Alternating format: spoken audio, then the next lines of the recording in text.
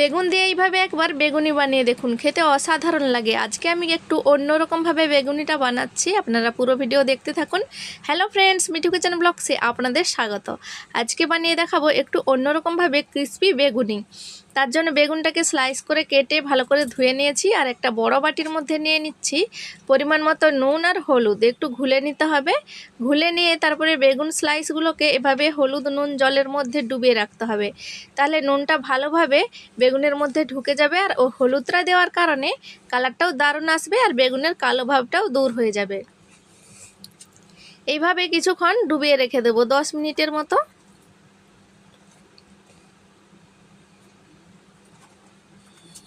বাটির মধ্যে একটু অসুবিধা হচ্ছে, তাই আমি থালার মধ্যে এভাবে করে একটু রেখে দিচ্ছি। একটা থালার মধ্যে বেগুনগুলোকে নামিয়ে নিচ্ছি।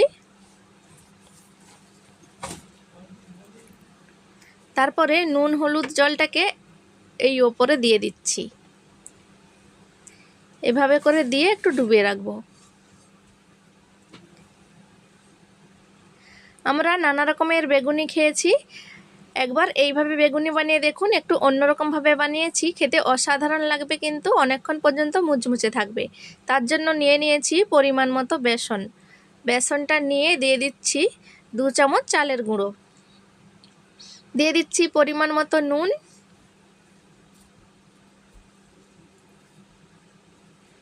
সামান্য হলুদ গুঁড়ো, দিয়ে দিচ্ছি সামান্য ঝাল লঙ্কার গুঁড়ো, তারপরে সামান্য দিয়ে দিচ্ছি গোলমরিচের গুঁড়ো, আর সামান্য কালো জিরে আর আজওয়াইন। শুকনো উপকরণগুলোকে চামচ দিয়ে এভাবে করে একটু মিশিয়ে নিচ্ছি। তারপরে অল্প অল্প করে জল দিয়ে একটু ব্যাটার তৈরি করে নিচ্ছি। অল্প অল্প করে জলটা দিতে হবে কিন্তু, নাহলে কিন্তু পাতলা হয়ে যেতে পারে ব্যাটারটা। অল্প অল্প করে জলটা দিলে কিন্তু এর চিট ভাবটা ভালোভাবে আসে। একবারে জলটা দিয়ে দিলে কিন্তু এর চিট ভাবটা তেমন আসে না। তো এভাবে অল্প অল্প করে জল দিয়ে ব্যাটারটাকে আমি এভাবে করে একটু ফেটিয়ে নিচ্ছি প্রথমে চামচ দিয়ে। ফ্রেন্ডস, পুরো ভিডিওটা দেখতে থাকুন, স্কিপ করবেন না, তাহলে কিন্তু আপনারা বুঝতে পারবেন না যে আজকের বেগুনিটা আমি কিভাবে তৈরি করেছি। আর ভিডিওটা ভালো লেগে থাকলে লাইক কমেন্ট শেয়ার করে চ্যানেলটিকে সাবস্ক্রাইব করার অনুরোধ রইল। তো এভাবে করে ব্যাটারটা প্রথমে চামচ দিয়ে ঘুলিয়ে নিচ্ছি।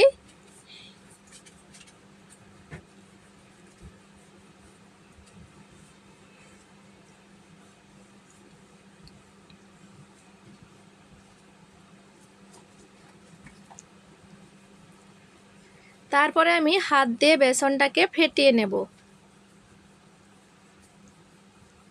বেসনটাকে ফেটিয়ে নিতে হবে, তাহলে কিন্তু বেসনটা খুবই হালকা হয়ে যাবে আর বেগুনিগুলো দুখোল হয়ে ফুলে যাবে আর খুবই ক্রিস্পি হবে।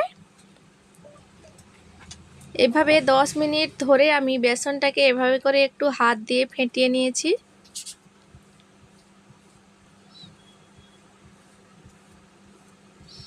এই সময় মনে হবে কিন্তু বেসনটা খুবই হালকা হয়ে গেছে।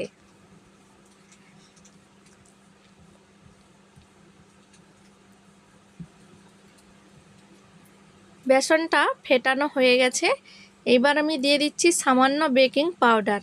চাইলে বেকিং সোডাটাও দিতে পারবেন, চাইলে এমনিও রেখে দিতে পারবেন। বেসনটা যে ফেটিয়ে নিয়েছি এতেই কিন্তু খুবই ভালো বেগুনি হবে। এভাবে দিয়ে সামান্য উপর দিয়ে জল দিয়ে এভাবে করে একটু হাত দিয়ে আবারও মিশিয়ে নিচ্ছি সোডাটাকে। বেশি সোডা কিন্তু দেওয়া যাবে না, তাহলে কিন্তু বেগুনিগুলো ফুটো ফুটো হয়ে যাবে। সোডাটাকে ভালো করে আমি মিশিয়ে নিচ্ছি। দেখুন কনসিস্টেন্সি এইরকম থাকবে, ওপর দিয়ে ফেললে এভাবে করে পড়বে। তারপরে আমি বেগুনটাকে এইভাবে করে নুন হলুদ জল থেকে একটু হাত দিয়ে চিপে চিপে তুলে নিচ্ছি, জলটাকে ঝাড়িয়ে নিচ্ছি।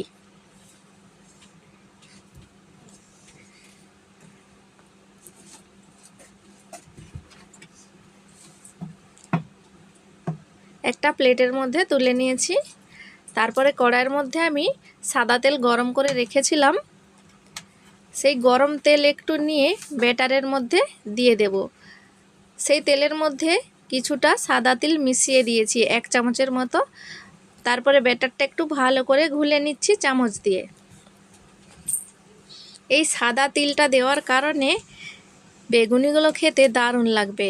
আর এই যে তেলটা গরম দিয়েছি এতে কিন্তু খুবই ক্রিস্পি আর মুচমুচে হবে, আর গাটা খুবই মসৃণ থাকবে। হাত দিয়ে মিশিয়ে নিচ্ছি আমি। তারপরে দেখুন তেলটা চেক করে নিয়েছি, তেলটা কিন্তু ভালোভাবে গরম হয়ে গেছে।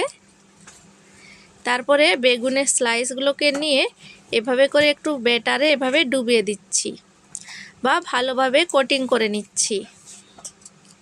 তারপরে গরম তেলের মধ্যে এভাবে করে সাবধানে ছেড়ে দিতে হবে।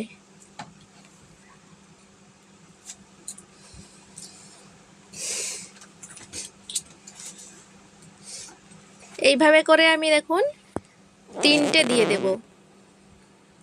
তেলের টেম্পারেচার থাকবে মাঝারি থেকে হাইয়ের কাছাকাছি, বেশি কিন্তু হাই রাখা যাবে না। দেখুন আমি কড়াইয়ের মধ্যে 3টে দিয়ে দিয়েছি, 3টেই ধরেছে।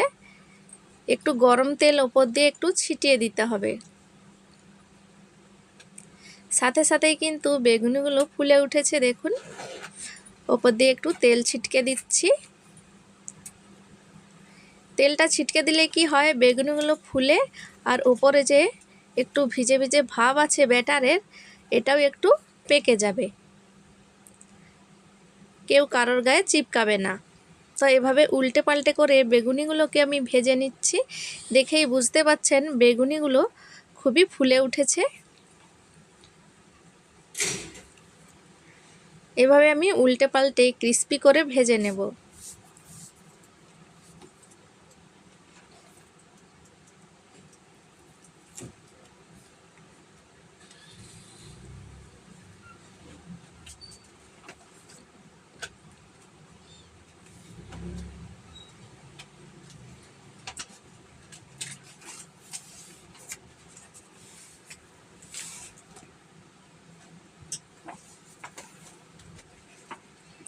বেগুনিগুলো ভাজা হয়ে গেছে লাল লাল হয়ে। এইবার আমি দেখুন তেলটাকে ঝাড়িয়ে তুলে নিচ্ছি প্লেটের মধ্যে। চাইলে টিস্যু পেপার বিছিয়ে দিতে পারেন প্লেটের মধ্যে, তাহলে কিন্তু এক্সট্রা যে তেল আছে শুষে নেবে। দেখুন তিলগুলো কেমন দেখা যাচ্ছে সাদা সাদা হয়ে, খুবই তিলগুলো মুচমুচে হয়ে গেছে। যখন বেগুনিটা খাবেন খেতে অসাধারণ লাগবে তখন। সবগুলো বেগুনি আমি এভাবে তেল ছাড়িয়ে কিন্তু তুলে নেব। প্রথমে 3টা আমি বেগুনি তৈরি করে নিয়েছি, তো এগুলোকে আগে তুলে নিচ্ছি। তারপরে সেম প্রসেস করে আমি সবগুলো বেগুনি তৈরি করে নিচ্ছি।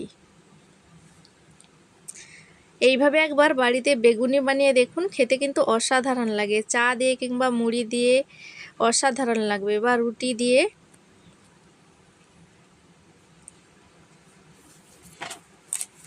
চাইলে কিন্তু আপনারা ব্যাটারের মধ্যে একটু লেবু রস বা আমচুর পাউডার দিয়ে দিতে পারবেন। দেখুন সবগুলো বেগুনি আমি লাল লাল করে ক্রিস্পি করে তেলটা ছাড়িয়ে তুলে নিয়েছি, সাথে কিছু কাঁচা লঙ্কা ভেজে নিয়েছিলাম, ওপর দিয়ে সাজিয়ে দিয়েছি। কতটা দারুণ লাগছে দেখতে দেখুন বন্ধুরা, খেতে কিন্তু খুবই দারুণ লাগবে। একবার খেলে পাগল হয়ে যাবেন, আবার বানাবেন। একবার অবশ্যই বানিয়ে দেখতে পারেন। আমি আপনাদের একটা বেগুনি কেটেও দেখাচ্ছি যে কতটা সুন্দর হয়েছে।